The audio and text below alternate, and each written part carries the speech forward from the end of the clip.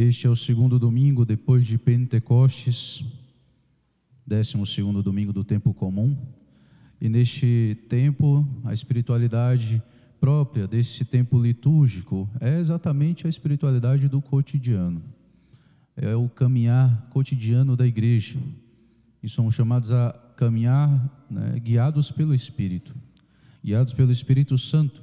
Lembremos que o Senhor, ao se despedir dos apóstolos, dizia: eis que vos enviarei um outro Paráclito. Ele vos ensinará, ele vos recordará tudo o que eu vos ensinei. Ele vos ensinará tudo.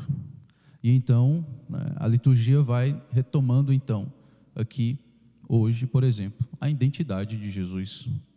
A identidade de Jesus interfere exatamente da identidade de Jesus, que depende também a nossa identidade como católicos. Se nós não entendemos bem quem é Jesus, a gente começa a cair em certos erros, como os erros protestantes.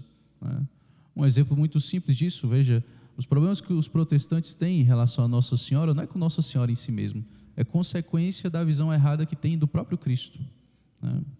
Mas, fechando esse pequeno parênteses, por que é importante, então, nós respondermos essa pergunta: quem é Jesus? Mas veja, não é uma pergunta subjetiva, assim, quem é Jesus para você? Não, deve ser uma resposta objetiva mesmo. Assim como é a resposta de Pedro aqui. Pedro responde de maneira objetiva: o Cristo de Deus. O evangelho que nós vamos ouvir no próximo domingo, que é da versão de Mateus, nós vamos ouvir: tu és o Cristo, o Filho do Deus vivo. E o Senhor diz: bem-aventurado és tu, Simão, filho de Jonas, porque não foi a carne nem o sangue que te revelou isso, mas meu Pai que está nos céus. Veja, não são as multidões que dizem quem é Jesus. Não é aquele grupo seleto dos apóstolos que diz quem é Jesus. É o Pai que está nos céus, é Deus que está nos céus que diz quem é Jesus. A verdade não é produto da democracia. A verdade não é produto de opinião. A verdade está na própria estrutura da realidade. Eu digo que isso aqui é madeira, aí vocês se reúnem e dizem assim: não, padre, mas para nós isso aqui é mármore. Pois é, problema de vocês, continua sendo madeira. A verdade é objetiva, não depende da decisão de uma maioria. Assim, se a maioria decidisse o aborto não é crime, não é homicídio, continua sendo crime, continua sendo homicídio. É uma realidade. Então, veja, não são as multidões ainda ficam nessa confusão. Uns dizem que é João Batista, outros dizem que é Elias, ou alguns outros profetas. O Ibope, vamos dizer assim, essas pesquisas aí que estão se fazendo nesses tempos agora, de campanha, é por aí. O que determina a verdade? Quem determina a verdade? Deus. A gente precisa entender isso. Isso é muito importante para nós. Nossa sociedade está ruindo exatamente por falta de uma coisa tão simples como a verdade objetiva. Não é simplesmente, mas eu acho isso aqui. Não, qual é a realidade? Qual é a verdade da coisa? E quem diz isso, quem dita isso é Deus. Padre, eu sinto que o pecado que está mais me machucando, esse pecado aqui, mas e esse outro aqui, meu filho? Não, mas não sinto que é pecado. Então, mas não é você que decide o que é pecado, é Deus. É Deus que decide. Então, entendendo isso, nós ouvimos aqui então a resposta das multidões sobre quem é Jesus. Uns é Elias, outros dizem que é João Batista, outros dizem que é alguns profetas. Nós ouvimos também, de certa maneira, a resposta do grupo seleto dele, de certa maneira dos especialistas, Afinal, está ali com Jesus o tempo todo. Qual é a resposta deles? Nenhuma, eles ficam em silêncio. Quem responde é Pedro. Olha só, uma pessoa. Você tem as multidões e quem está certo é uma pessoa. Uma pessoa, que é Pedro. E Pedro está certo por quê? Porque foi o Pai que revelou isso para Pedro. Foi Deus que revelou isso para Pedro. A verdade está ali. E aí nós muitas vezes podemos parar por aqui. Mas o que Jesus diz de si mesmo? Logo depois de ouvir, o Cristo, tu és o Cristo de Deus. Jesus proibiu severamente que contassem isso a alguém. E acrescentou, olha o que Jesus vai dizer de si mesmo: o Filho do Homem deve sofrer muito, ser rejeitado pelos anciãos, pelos sumos sacerdotes e doutores da lei, deve ser morto e ressuscitar no terceiro dia. Essa aqui é a parte onde os discípulos começam a não gostar tanto, porque dizer que ele é Deus, isso é muito bom. Nossa, Deus está aqui conosco, do meu lado.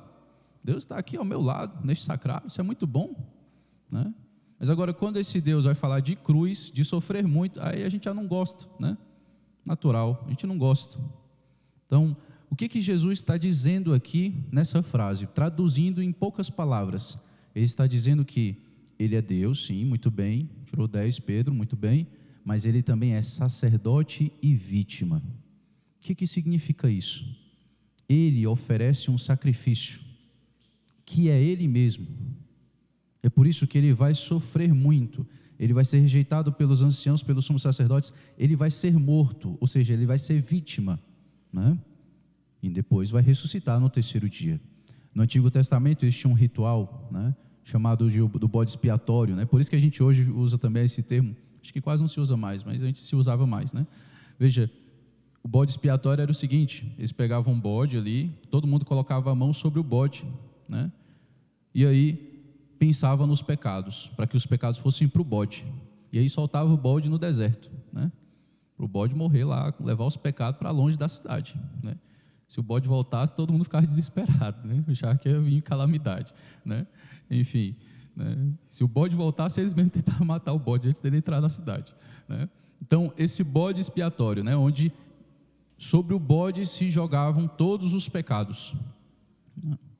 Então, o Cristo vai ser vítima exatamente por isso. Sobre ele recaem todos os pecados da humanidade, ele carrega sobre si todos os pecados. É o que Isaías vai dizer, em Isaías 53. Nós achávamos que ele era um chagado, homem das dores, né? Mas ele carregava sobre si as nossas doenças, as nossas falhas, os nossos pecados. Ele carregava sobre si. E é isso que ele está dizendo aqui, quando ele diz que vai ser morto. Então ele é sacerdote, mas ele não é qualquer sacerdote, ele não é um sacerdote como os outros. Os outros sacerdotes sempre oferecem algo distinto de si. Vai lá, oferece um boi, vai lá e oferece uma ovelhinha. Ele oferece a si mesmo, ele oferece a si mesmo, em expiação dos pecados da humanidade, né? Veja, então o Senhor está dizendo, muito bem, ele é filho, né, de Deus, ele é o próprio Deus, mas ele também é sacerdote e vítima. E então o Senhor continua aqui, agora ele vai dizer algo sobre nós, que queremos segui-lo. Se alguém me quer seguir, renuncie a si mesmo, tome sua cruz cada dia e siga-me. Se você quer me seguir, você tem que ir por esse caminho aqui, é o caminho da cruz, né? Pois quem quiser salvar a sua vida, vai perdê-la, e quem perder a sua vida por causa de mim, esse a salvará. Então, se nós queremos seguir o Senhor, veja o que acontece para que a gente seja mais parecido com Cristo possível. Primeiro, nós somos batizados, ou seja, nós recebemos essa vida divina dele. Ele não é Deus? É Deus, né? O próprio Deus. Então, essa vida divina dele é comunicada a nós no batismo. Muito bem. Isso nos torna ungidos também. Por isso que os cristãos são chamados de cristãos. Outros cristos são ungidos. Nós fomos ungidos. Então, nós temos essa vida divina. Olha que maravilha, né? Sou filho de Deus, filho no filho, né? Tu és meu filho, né? Em ti me comprazo. Isso é uma maravilha. Mas aí, para que a gente possa fazer o mesmo percurso que Cristo, e nós precisamos, até chegar à ressurreição, nós precisamos também, né, ser vítima. Nós precisamos também passar pela cruz, nós precisamos também carregar a cruz, né? E é essa parte que os discípulos não gostam. Tanto é que Pedro vai dizer que isso não te aconteça, né? Que isso não te aconteça, né? Nós vamos ouvir isso no próximo final de semana, né? O Evangelho de São Mateus fala isso, né? E aí o Senhor está dizendo, para que você possa, né, salvar a sua vida, você precisa perder ela por causa de Cristo. O que isso significa, né? Às vezes pode parecer uma coisa muito abstrata, mas isso é muito concreto, é muito prático. O perder a vida aqui, né, de fato é se gastar pelo outro. Como é que eu posso amar, como é que eu vou perder essa vida aqui, vou gastar essa vida, né, por Cristo? Exatamente amando o próximo, a pessoa mais próxima a mim, né? Aquelas pessoas, inclusive os mais difíceis, né? Inclusive os mais difíceis. Então, para a gente fazer esse mesmo percurso, para que você também seja sacerdote e vítima. Padre, Mas não é só o senhor que é padre aqui, né? Não é só o senhor que é sacerdote. Existem 2 sacerdócios na igreja. O sacerdócio ministerial, que é o sacerdote do padre, que foi ordenado para isso, para oferecer o sacrifício da Santa Missa. E existe o sacerdócio comum dos fiéis. Então, todo batizado é, de certa maneira, sacerdote. Por quê? Porque ele deve oferecer a si mesmo, deve oferecer sua própria vida, né? Entregar a Cristo essa própria vida. Por isso que quando, depois nas oferendas, né, eu digo, orai, irmãos e irmãs, para que o meu e o vosso sacrifício seja aceito por Deus Pai. Né? Ou seja, há um sacrifício que cada fiel batizado oferece. Esse é o sacrifício de louvor, é o sacrifício da sua própria vida, em louvor a Deus. E qual é o sacrifício do sacerdote? O sacrifício do Calvário. Porque agindo na pessoa de Cristo, ele oferece o santo sacrifício do Calvário. Por isso, naquele momento da consagração, né, nós temos ali a presentificação desse Calvário, desse mistério pascal de Cristo. Então, este sacrifício do povo é unido a este sacrifício do Calvário e é oferecido a Deus. E porque está oferecido ao santo sacrifício do Calvário, que tem valor infinito, porque é Jesus, então esse sacrifício também tem valor infinito. E nós pedimos, ao oferecer esse sacrifício da missa, nós pedimos todas as graças e bênçãos do céu.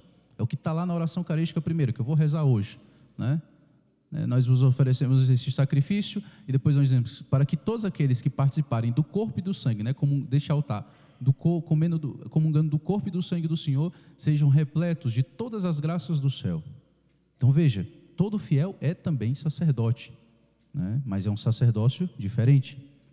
Então, o Senhor quer que nós sejamos também sacerdotes e vítimas. E para ser vítima aqui, né, falei sobre o que é sacerdote, é oferecer um sacrifício. Esse ser vítima significa carregar sobre si, né, as angústias e os sofrimentos dos outros. Tomar sobre si isso. Padre, mas eu já tenho minha própria cruz, ainda tenho que pensar na cruz dos outros. Exatamente. É isso aí mesmo. A gente precisa ser sirineu. Veja, o verdadeiro sirineu é Cristo, porque essa cruz não era dele, era nossa. Ele carregou nossa cruz, né? E a gente precisa ajudar, nós precisamos ajudar uns aos outros a carregar a cruz, para que isso seja, né, verdadeiro, não seja simplesmente demagogia para a gente parecer bonitinho, né? Você precisa, nas suas relações, né, conhecer profundamente essas pessoas que são próximas a você, seus familiares, seus amigos, conhecer, né, para que você participe também daquela cruz do outro. Qual é a cruz que esse meu amigo aqui está carregando? Qual é a cruz que meu esposo, que a minha esposa, que os meus filhos estão carregando? Eu preciso tomar sobre si essas preocupações, tomar sobre mim mesmo essas preocupações e apresentar diante de Deus, Isso é ser sirineu, começa por aí. Uma vez que eu faço isso, que eu tenho uma real preocupação com as pessoas próximas a mim, aí eu vou agir. Sempre que tiver oportunidade, eu vou fazer algo por essa pessoa. O amor vai ser verdadeiro, vai ser fruto, de fato, de uma preocupação com o outro, de um querer o bem do outro. Não vai ser só uma demagogia para eu parecer bonitinho, para eu parecer bom até para mim mesmo, entendeu? Mas primeiro eu preciso conhecer estas pessoas, pensar mais nos outros. É esse esvaziamento de si mesmo, é desse esvaziamento de si mesmo que o Senhor está falando aqui, né? Quem quiser salvar a sua vida vai perdê-la, mas quem perder a sua vida por causa de mim, esse a salvará. Nesse esvaziamento de mim mesmo, né, eu dou espaço para Deus agir em mim, né? Mas que as minhas orações, por exemplo, sejam 80% das minhas orações sejam pelas pessoas mais próximas a mim. Comece a fazer isso, né? Em pouco tempo, você vai começar a ter uma real preocupação com estas pessoas e vai agir, né, verdadeiramente, de corpo e alma. Não vai ser só uma coisa exterior, né, mas vai vir do interior. Por que o Padre insiste nisso? Porque ordenar isso na nossa vida, ordena muita coisa que está bagunçada, sabe? É muita coisa mesmo. A gente está frequentemente nesse ciclo vicioso, né, desse voltar-se para si mesmo. Não, mas eu quero ser bom, né? Às vezes a pessoa está com boa intenção, eu quero ser bom, quero ser um bom católico, eu quero rezar, ter minha vida de oração, mas ela está tão focada em si mesma, toda hora, entendeu? Que acaba que ela vai caindo em vários pecados por conta disso. Esse é o ciclo vicioso do demônio, vou dizer assim, né? É preciso você sair de si, parar de pensar em si mesmo. Comece a pensar mais nos sofrimentos, nas angústias dos outros, mais próximos a você. Reze por eles, né? Reze por eles. Então, em pouco tempo vai começar a agir de verdade, né? Amar de verdade essas pessoas, de maneira concreta, né? É nesse esvaziamento de si mesmo que vai se curando tantos pecados, principalmente os pecados em relação à castidade, né? Principalmente os pecados em relação à castidade, porque a castidade, ela existe não é para simplesmente a gente se sentir bonitinho e limpinho diante de Deus. A castidade é um outro nome para o amor. Se eu não exercito isso, vai continuar caindo nos pecados contra a castidade. Eu preciso me exercitar, não. É como, entenda, é como alguém que está com o músculo atrofiado. Ele precisa fazer uma fisioterapia, né? Ele precisa mover ali de pouquinho em pouquinho, né? Até que o músculo vai desatrofiando por completo, né? Então, assim, é um processo. É um processo. Agora, se eu, por exemplo, em relação aos pecados contra a castidade, eu fico, né, simplesmente me confessei, pronto, não vou pecar, não vou pecar, não vou pecar, não vou pecar. Fica simplesmente nisso, não exercita a caridade, uma hora vai acabar caindo de novo, não adianta, né? Se não perder essa vida, se não buscar perder essa vida, ou seja, gastar, sair de si, você vai perder, é assim que funciona, né? Não é tão matemático assim, mas é esse o processo, é esse o caminho. Isso é a coisa mais prática em relação à castidade, em relação ao amor, né? Porque se a gente não faz isso, as coisas vão virando demagogia, a gente vai fazendo as coisas, né, para parecer bonitinho. Às vezes não é nem para os outros que você quer parecer bonitinho. Às vezes você quer parecer bonitinho para você mesmo. Você fala assim, nossa, mas como eu sou bom, né? Nossa, mas eu faço tudo certinho, né? Às vezes tem gente que vai na confissão dizer que é bom, dizer que faz tudo certinho. Mas, meu filho, você vê que confessar os seus pecados, não é para você dizer das suas virtudes, não, fale dos seus pecados. Ah, mas eu não faço isso, não faço aquilo. Tá, mas fale o que você faz de errado aqui. Confissão é para você confessar os pecados, né? Então, isso aqui é muito concreto, gente. É preciso ser vítima, se quiser amar de verdade, né? Ou seja, é preciso trazer sobre si, né, os fardos dos outros. A gente precisa fazer isso. E assim o Senhor vai nos dando força para carregar os nossos também, né? É um processo que pode parecer contraditório. Não, eu tenho que carregar mais ainda.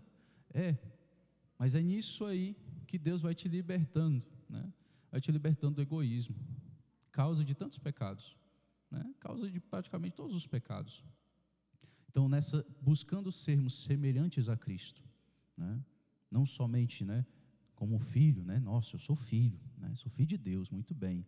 Procure também ser semelhante a Cristo, né? O Cristo servo sofredor, que carrega a cruz dos outros, que procura carregar a cruz dos outros. Todo sacerdote deve ser assim. Por isso, quando rezar pelos sacerdotes, né, eu peço uma oração muito simples, quando você for rezar pelos padres. Reze para que ele seja sacerdote e vítima. Disso depende a realização da vocação de um sacerdote. Ele ser capaz, ele entender que ele precisa ser vítima, que aqueles pecados que ele escuta, às vezes na confissão, ele deve carregar sobre os ombros e se mortificar por estas pessoas que ele atende em confissão.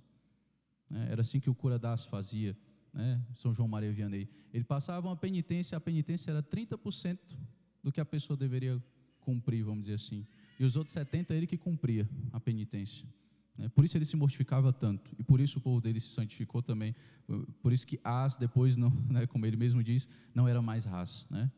Por isso que As cresceu, né? Então, quando for rezar por um sacerdote, reze para que ele seja sacerdote e vítima, para que ele saiba ser vítima, né? Ou seja, carregar sobre si todas as angústias e sofrimentos dos outros, né? Que ele seja capaz de fato de interceder, né? E de quando for oferecer o santo sacrifício, né, levantando a hóstia consagrada, ele clamar a Deus, ali naquela oração eucarística, ele clamar a Deus pelo seu povo. É isso que um sacerdote deve fazer na Santa Missa, né? E assim também, né, em união com o sacerdote na oração eucarística, nós vamos nos oferecendo também. E vamos também rezando pelos outros. Senhor, eu te ofereço esse santo sacrifício, né, por esse meu parente aqui que precisa de conversão, por esse meu parente aqui que precisa se libertar do alcoolismo, por esse meu parente, por esse meu amigo aqui, né, que vive no mundo, na farra, e por aí vai, né? Mas precisa ser real essa preocupação, né? Não é só para eu parecer bonitinho para mim mesmo, né? Isso só vai acontecer se eu conseguir me colocar no lugar do outro, né? Trazer isso para mim, tomar como se fosse meu, né? Esse pecado aqui que esse meu penitente ali acabou de me confessar, isso aqui agora é meu, eu trago para mim, né? E aí eu vou interceder e suplicar a Deus como se ele fosse meu, como se eu estivesse pedindo a libertação para mim, mas eu estou pedindo para o outro. Foi isso que o Senhor fez por nós, né? Ele dizia: Pai, perdoa-lhes, eles não sabem o que fazem. Essa era a oração do Senhor, né? Ele assumiu sobre si todas as nossas culpas. Ele foi o verdadeiro sirineu. Procuremos ser também sirineus uns dos outros. Louvado seja o nosso Senhor Jesus Cristo.